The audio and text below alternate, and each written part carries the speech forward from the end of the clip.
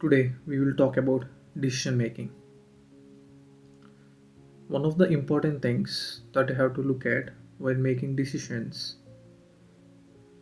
is your biases. So almost all the biases are time saving heuristics.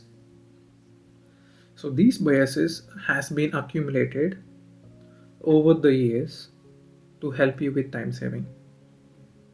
One thing that helps in both in personal and corporate life is a old rule of Warren Buffett, where he says praise specifically and criticize generally. Let me explain that in a bit detailed fashion. So, mm, let's say you have done a production release and then it has gone, you got some major issue after the production release. The best way is to get the entire team on a call and then talk about the issues rather than pinpointing a particular person and saying that it's an issue caused by him. And if the production or a feature is a major success, then you can point a particular person and praise him. Let's say whoever has come up with the feature or has done a really good implementation, or the testing team who has made sure there are no bugs before the production release. Oftentimes people have a misconception that if you are tough you are competent. No, that's not true. It's almost always possible to be honest and positive.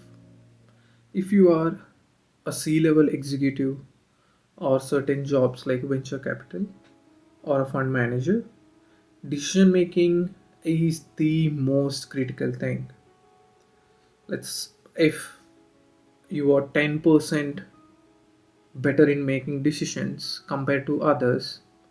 Let's say you are a fund manager managing $1 billion. Let's say the other funds have a returns of 30%, and if you have a return of 31%, that's a difference of $10 million.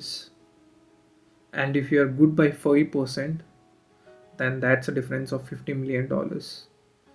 People will pay you a lot for these marginal differences in decision making. And if you are good compared to others only by 5-10%, you will be a lot more successful. In decision making, the brain is like a predicting machine. It has some mental models. The brain uses these mental models to make decisions, even for the problems that it hasn't seen before. Our brain only has finite number of neurons. That means it has to condense all the memories into mental models. And the best mental models can be learned through evolution, game theory, and Charlie Munger. That's just my personal opinion after hearing a lot of interviews by Charlie Munger. Just having mental models is not good enough. Mental models are kind of formulae, but mental models has to be backed by experiences. If they are not backed by experiences, you don't know exactly when to apply and what to apply. A simple analogy would be you might have learned a lot of formulae, but until and unless you haven't applied these formulas in real time, you never know which one to use in a real world situation. I will tell you a few things on how to make a decision. The first thing is the inversion framework, where instead of deciding what action to take, you eliminate the other options. Basically, you are reducing the probability of error by removing the incorrect ones. Sometimes you'll have this dilemma whether you have to delegate some work to someone else or you have to do it. There is a famous thing called the principal agent problem, where there is a quote by Julius Caesar too, where he says, if you want to get it done, then go.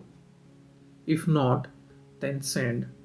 So this means if a thing is very important or critical to you, then it's better to do it yourself. Whereas the agent is working on the principal's assets. The agent will do what is in his best interest and not the principal's assets. So make sure whether you want to do that by yourself or you want to assign that to someone else. And the final thing that I would say is, if you can't decide on anything, then it's a no.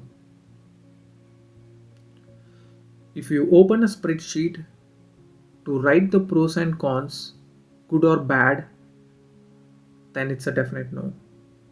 For example, if you take up a spreadsheet to write the pros and cons of buying a car, then probably you don't need a car. Why I'm saying this is because if you for sure need a car, then you don't have to open up that Excel. And if you're stuck between two choices, pick the choice which is painful in the short term and works well for the long term.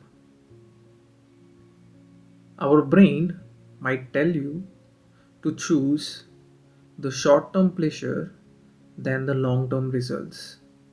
And the main point of decision making is always optimize for the long term. You don't want to be spending money for the short term, or you don't want to be optimizing for the short term. You always have to optimize for the long term. And to enhance your decision making, you have to have more and more mental models, and that is done only by reading more and more, experiencing more things. So spend your time wisely by either reading or going out and experiencing real stuff and not sticking to your mobiles. And coming to day 3 of my 100-day routine building challenge, as usual, I woke up pretty early in the morning, even though it's a Saturday.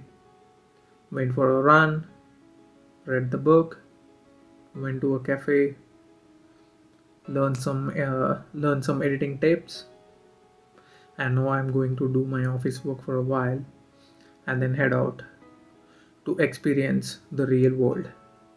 See you tomorrow.